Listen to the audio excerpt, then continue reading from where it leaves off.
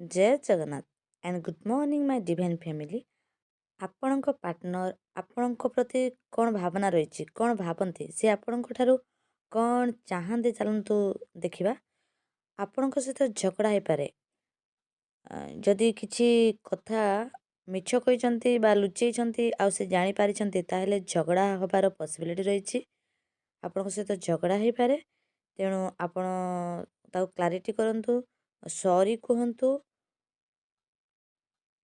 ସେ ଯେମିତି କନଭିନ୍ସ ହେବେ ସେମିତି ତାଙ୍କୁ ବୁଝେଇ ନିଅନ୍ତୁ। ଯଦି ଭୁଲ କହିଛନ୍ତି, ଭୁଲ କରିଛନ୍ତି, କିଛି ମିଛ କହିଛନ୍ତି, ତାହେଲେ ସରି ତ ଆପଣଙ୍କୁ କହିବାକୁ ହିଁ ପଡ଼ିବ।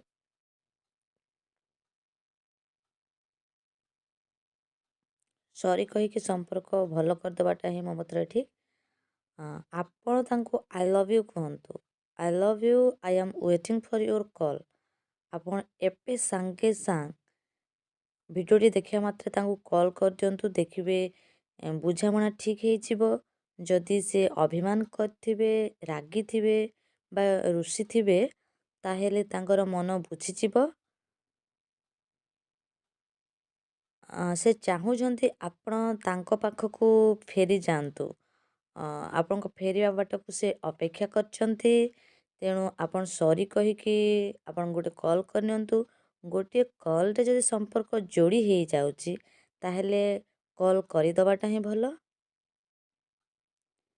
ଆପଣ ଏକା ନୁହନ୍ତି, ସେ ମଧ୍ୟ ଆପଣଙ୍କୁ ଭଲ ପାଉଛନ୍ତି। ତେଣୁ ସମ୍ପର୍କକୁ ବାନ୍ଧି ରଖିବା ପାଇଁ ହେଲେ, ସମ୍ପର୍କକୁ ଯୋଡ଼ିବା ପାଇଁ ହେଲେ ଗୋଟେ କଲ୍ କରିବା ନିହାତି ଆବଶ୍ୟକ।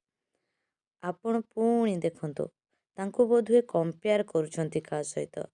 ତ କମ୍ପେୟାର କରିବା ବନ୍ଦ କରନ୍ତୁ।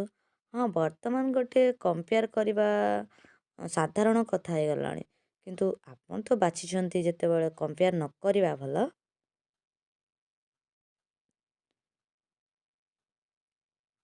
ଆପଣ ତାଙ୍କୁ ସତ କଥା କୁହନ୍ତୁ। ସେ କିଛି ବୋଧହୁଏ ଜାଣିଛନ୍ତି, କିଛି କ୍ଲୁ ପାଇଛନ୍ତି। ତେଣୁ ଆପଣ ସତ କହିକି ସମସ୍ୟାଟିକୁ ସେଇଠି ହିଁ ଏଣ୍ଡ କରିଦିଅନ୍ତୁ। ସେ ଚାହୁଁଛନ୍ତି ଆପଣ କାହାରି ମାଧ୍ୟମରେ ମଧ୍ୟ ତାଙ୍କୁ ଯୋଗାଯୋଗ କରନ୍ତୁ, କନଭିନ୍ସ କରାନ୍ତୁ, ବୁଝେଇ ଦିଅନ୍ତୁ। ଯଦି ଆବଶ୍ୟକ ଅଛି ତାହେଲେ ଆପଣ କାହାର ସାହାଯ୍ୟ ନିଅନ୍ତୁ, ଆପଣଙ୍କ ପାଇଁ ବେଟର୍ ହେବ। ସ୍କ୍ରିନ୍କୁ ଡବଲ୍ ଟ୍ୟାପ୍ କରିକି କ୍ଲେମ୍ କରିନିଅନ୍ତୁ। ଚ୍ୟାନେଲକୁ ନୂଆ ଦେଖୁଥିଲେ ସବସ୍କ୍ରାଇବ୍ ନିଶ୍ଚିତ କରିବେ। ଆପଣଙ୍କ ପାର୍ଟନର ଚାହାନ୍ତି, ଆପଣ ତାଙ୍କୁ ବିଶ୍ୱାସ କରନ୍ତୁ। ବନ୍ଧୁ, ସମ୍ପର୍କ ବିଶ୍ୱାସରେ ଚାଲିଥାଏ। ଜୟ ଜଗନ୍ନାଥ।